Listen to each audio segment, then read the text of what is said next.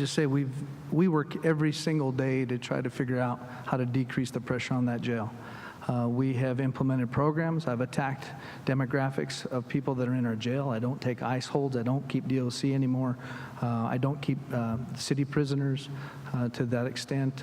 We've done everything that we can possibly do short of this pretrial services to identify those populations within the jail that do not need to be there by statute or anything else. So the fact that we haven't done anything is really a slap in the face to the people that work in that facility, and we've done a lot.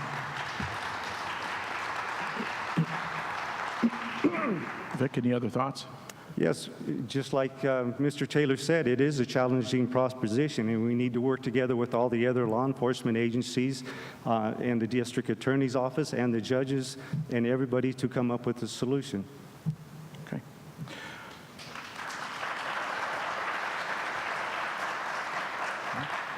Okay. Vic, you'll handle this question first. The issue of gun control has become political in many ways, and in the last election, many sheriffs banded together on this topic.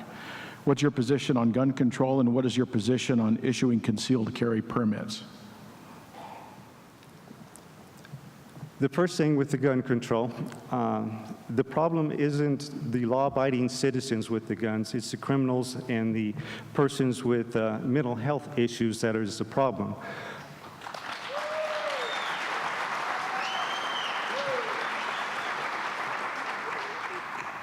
The laws that were recently passed, I don't think do anything to address the real issue. And I think that's evident when our governor is apologizing for not thoroughly researching and seeing what he was saying.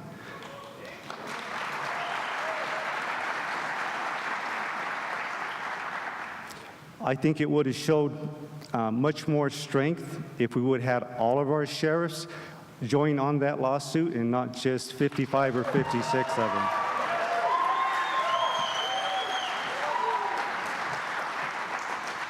The concealed carry, like I said previously, I don't have a problem with a law-abiding citizen owning a gun, carrying a gun.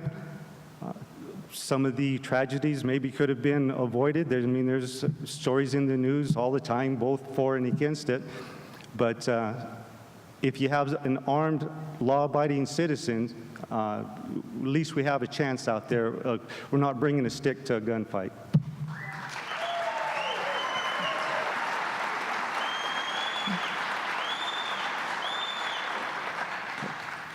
Kirk? Thank you. First of all, I was intimately involved in opposing all the gun bills legislation that came out last year. I have been selected by my fellow sheriffs as the legislative chairman for all of the sheriffs. I helped co-author the white paper that the sheriffs utilized prior to the lawsuit. I testified in front of the Senate against the gun bills, both House Bill 1224 and House Bill 1229.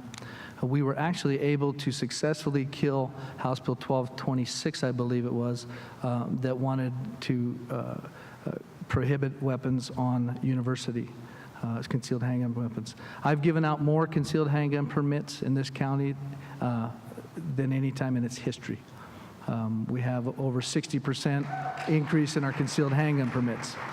If you qualify under the statutory guidelines to have a concealed handgun permit, you should be able to have one. That is your right. My record is very clear on the Second Amendment. Again, I won't apologize for not entering a lawsuit that I felt was a failure. I told the sheriffs that. They respected that, as I respected their ability and their right to join the lawsuit. And that's what I have to say.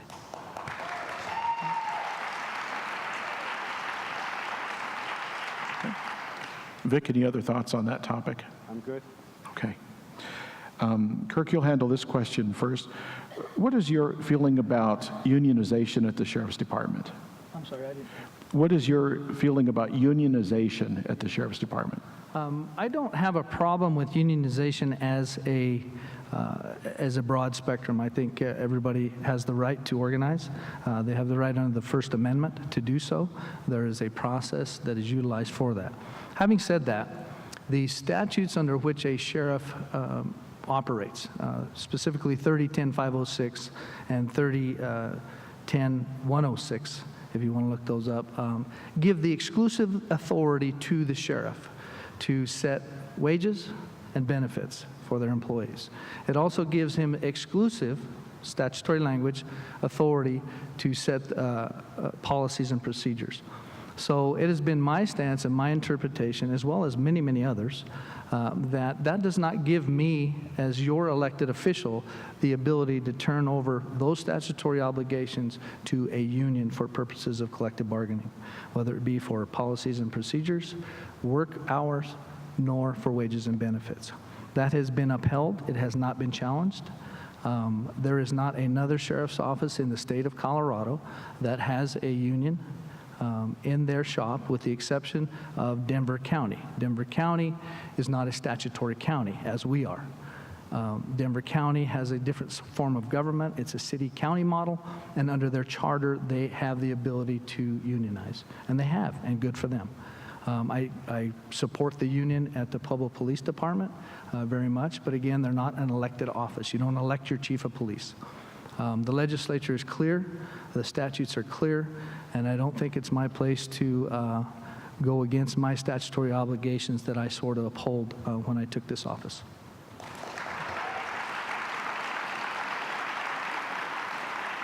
Okay. Vic? I understand the Colorado statutes and the unionization issue with the sheriff's office. But I think that, like the FOP, the sheriff's had a bad rep with them and everything. I won't recognize them. But I think that they need a group like that so they do have a voice as to what is important to them.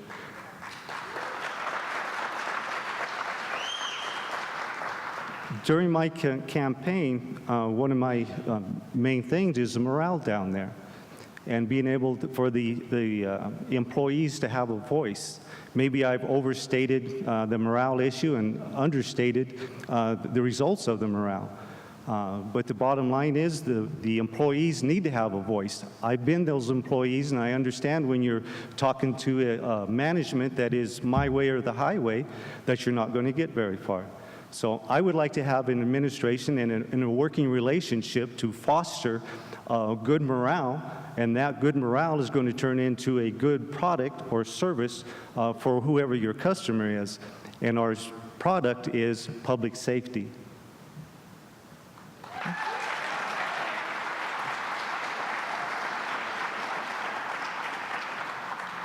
Kirk? After this issue came about and my stance was publicly held, the FPPA I helped facilitate the FPPA coming down, putting an association together in my office.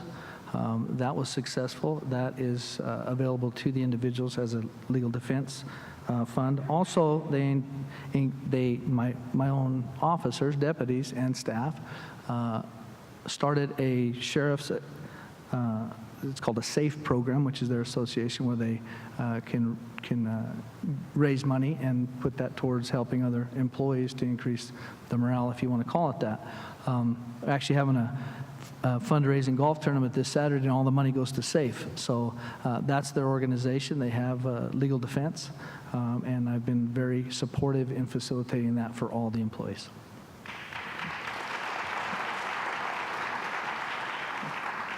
Vic, any other thoughts on that topic? I'm good. Okay. Vic, you'll answer this one first. It's a follow-up question. You've said that there's been a significant turnover problem at the department. What do you attribute that to? Once again, it's this style of leadership, my way or the highway, and it is a problem. We've got an open record request from the county HR.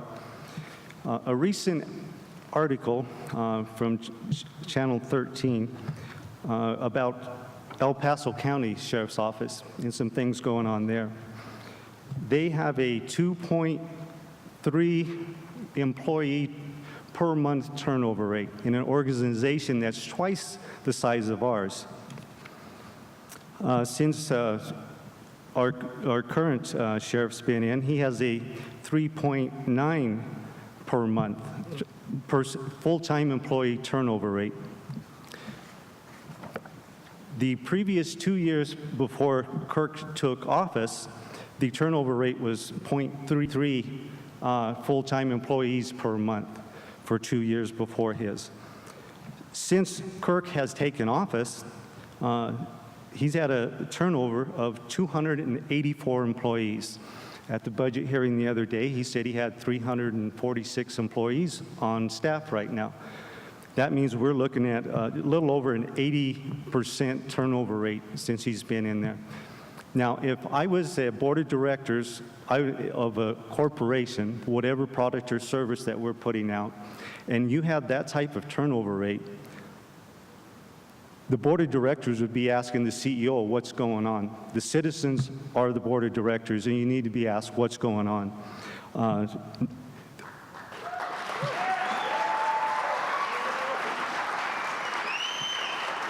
El Paso County said that it was about $90,000 to train and get an officer equipped and out on the road.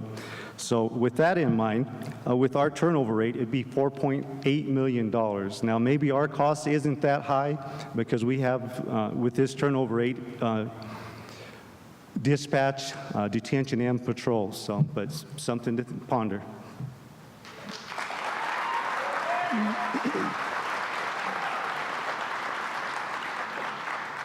Kirk? Well, I always appreciate an outside opinion, and you are entitled to your opinion. You, however, are not entitled to your own facts. In the past 20 years, from 1987 to the present, I have the turnover rates for the county sheriff's office. But let me start first by saying that when I was elected and took office in 2007, I inherited an very experienced staff. Those that had been with the previous sheriff had been with him for 16 years. Those that had been here with Sheriff Buckaloo had been 4 years prior to that. Since 2007 and I took office, 51 people have retired from the sheriff's office. These are not counted as separations, they are retirements. Full retirements at the county, 51. In the 19 years prior to me taking office, they retired 38 total. So for 19 years, 38 people retired from the Pueblo County Sheriff's Office, and since I've been in office, 51 people have pulled their full retirement. So that was an aged or an experienced crew.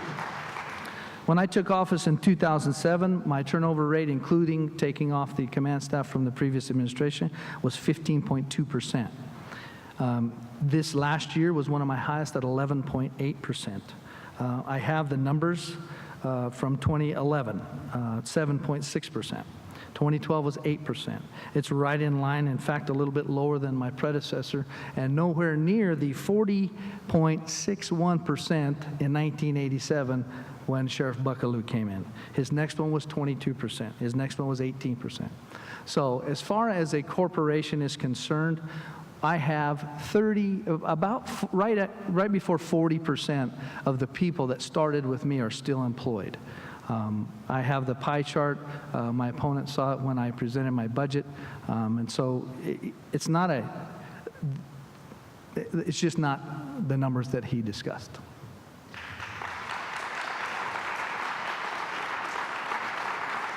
Rick? And to be fair to Kirk, that number did include all the retirees and everything.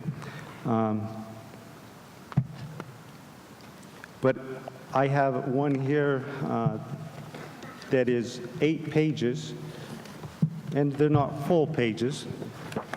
But this also includes the officers during his term that's hired and left. And once again, that's a tremendous cost to taxpayers, not only in dollars, but in experience.